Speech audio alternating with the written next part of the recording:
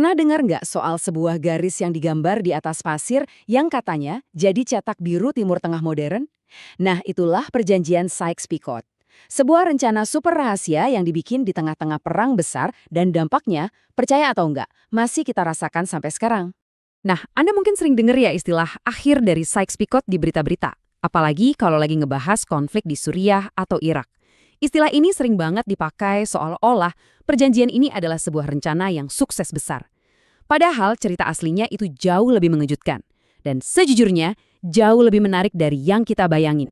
Nah, ini dia pertanyaan kuncinya. Gimana kalau warisan sejati dari Sykes-Picot itu bukan peta yang mereka gambar, tapi justru fakta bahwa peta itu gagal total? Ini nih inti dari pembahasan kita, mengungkap mitos versus realitas dari perjanjian yang legendaris ini.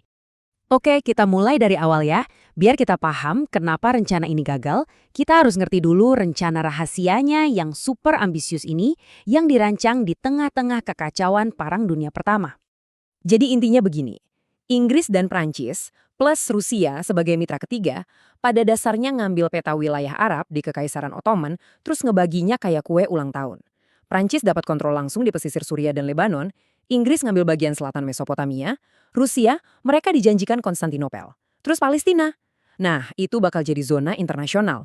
Sisanya gimana? Negara-negara Arab lain bakal ada di bawah pengaruh Inggris atau Prancis. Ini kan pola pikir kolonial banget. Penting banget buat kita ingat, rencana ini nggak dibuat di ruang hampa. Waktu itu, dunia lagi bergejolak. Perang Dunia Pertama itu bencana global yang mengubah segalanya, benar-benar segalanya. Coba deh kita lihat lini masa ini. Perang mulai tahun 1914. 2 tahun kemudian, di tengah pertempuran yang paling brutal, Sykes-Picot dirancang. Terus, tahun 1917, ada game changer. Revolusi Rusia dan Amerika Serikat masuk perang. Dan di 1918, Rusia keluar dari perang dan akhirnya perangnya sendiri selesai. Setiap kejadian ini, wah itu ngasih tekanan besar ke rencana awal tadi. Perang Dunia Pertama itu bukan sekedar perang. Ini tuh kayak gempa bumi politik yang menghancurkan tatanan dunia lama. 3 kekaisaran raksasa, Ottoman, Austria-Hungaria, dan Rusia hancur lebur. Akibatnya apa?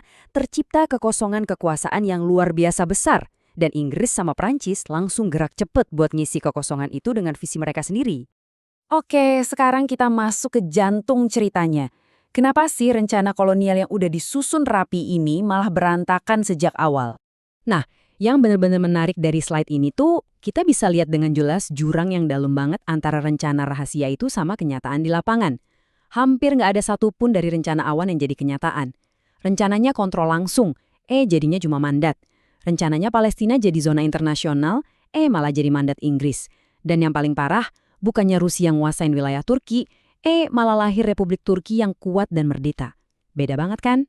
Jadi, kok bisa gitu? Ternyata ada kombinasi banyak faktor yang bikin rencana itu mustahil diwujudkan.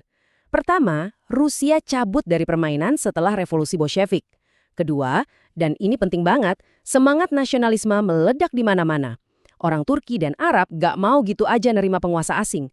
Ketiga, Inggris dan Prancis itu bangkrut setelah perang. Duit mereka habis. Dan terakhir, ya realitas di lapangan. Faktanya pasukan Inggris yang merebut Damaskus mengalahkan kesepakatan di atas kertas. Oke, jadi kalau rencananya gagal total, terus apa dong warisan yang sebenarnya? Nah, disinilah ceritanya jadi makin relevan sama kondisi kita sekarang. Para analis punya istilah keren buat ini, negara kosong atau hollow state. Inilah warisan yang sesungguhnya, bukan peta Sykes-Picot, tapi negara-negara yang dibentuk setelahnya. Dengan perbatasan buatan, institusi yang rapuh, dan tanpa identitas bersama yang kuat.